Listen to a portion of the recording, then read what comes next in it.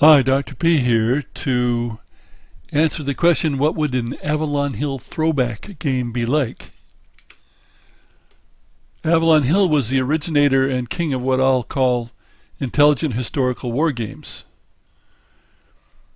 Not that there weren't war games before, but Avalon Hill had a system that covered many two-player battles and seemed much more realistic than what went before.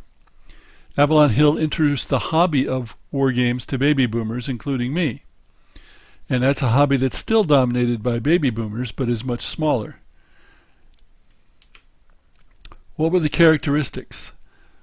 Well, you had a hexagonal grid board, except for Tactics 2, the original one, which still had squares. And you had half-inch cardboard counters with numbers on them.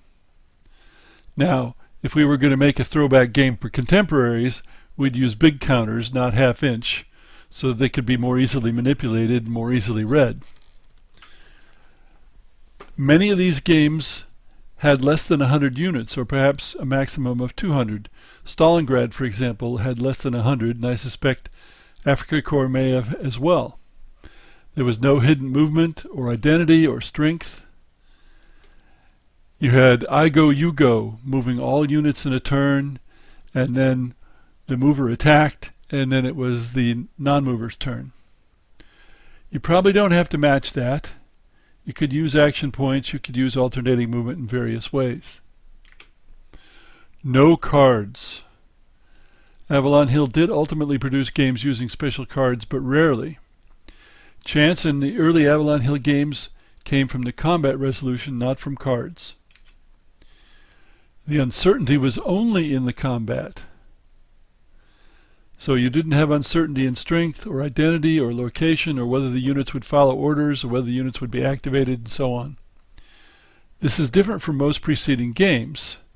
It's closer to chess, and early Avalon Hill games were advertised as chess-like.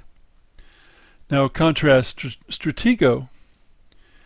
It uses deterministic combat, as does chess and checkers and so on, though Stratego uses hidden strength and the others are perfect information puzzles.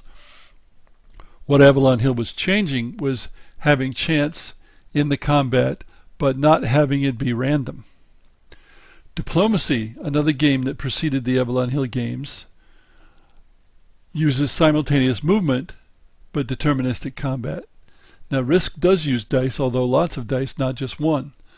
Broadsides, one of my favorite early games, is deterministic in combat but hides information about the shore batteries. Even Conflict, which is an even earlier game, uses dice, but only for movement, not for combat. Now, to narrow in a bit on combat, the early Avalon Hill games used a 3-to-1 CRT. In other words, it was a combat results table. You roll a 6-sided die. If you attacked at 3-to-1, you would win, or at least get equal losses. 2-to-1 was even, more or less. 1-to-1 was actually a disadvantageous attack. Now, a throwback doesn't need to match that level of detail, but I think there probably needs to be dice-resolved combat. With a table, I'm not sure. People don't like tables nowadays. One-die combat? Perhaps. Not sure. Stochastic combat rather than something like a CRT? Probably not, and Risk is an example of that. Deterministic combat? No. What else doesn't fit? More than two sides doesn't fit. Blocks or face-down units to hide strength or identity. Decoys, they don't really fit. Deterministic combat doesn't fit. Chit pull or other command control doesn't fit. It was still more like chess than like a real war. Committed intent, simultaneous orders, simultaneous movement, they don't fit. There's lots more other things we could talk about, but those are the main ones. So, why have I done this? Is it just a little thought exercise?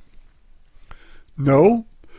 Some longtime gamers pine for this kind of game, although I'm not sure how many. And at least one publisher is looking for games that are throwbacks to Avalon Hill. Thanks for listening.